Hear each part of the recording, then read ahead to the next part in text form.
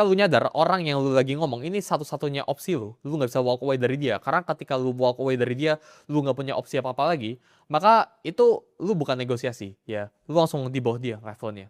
Punya banyak alternatif, ya itu bukan arogan. Punya banyak alternatif itu perlindungan buat diri kalian sendiri. Pelajaran yang keempat, ya, never ask first, ya. Ini ada satu quote yang lumayan menarik, ya. Ini mungkin terdengar itu arogan, tapi menurut gue ini lumayan nyata ke kehidupan gue, ya. Yaitu I don't chase, I attract.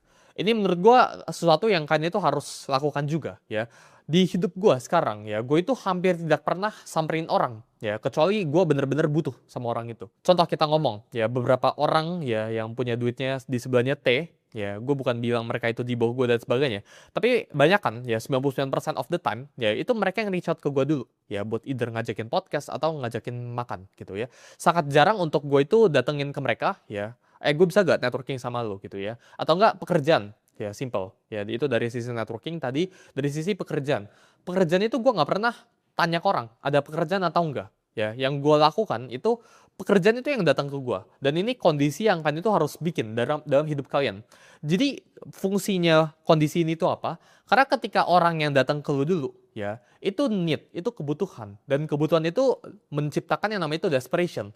Ketika orang ini udah datang ke lu itu punya higher ground, lu itu punya posisi tawar yang lebih tinggi dibandingkan dengan orang itu. Lu nggak jamin buat menang, ya. Tapi dengan orang itu datang ke lu duluan, lu udah dapat 1 poin ekstra.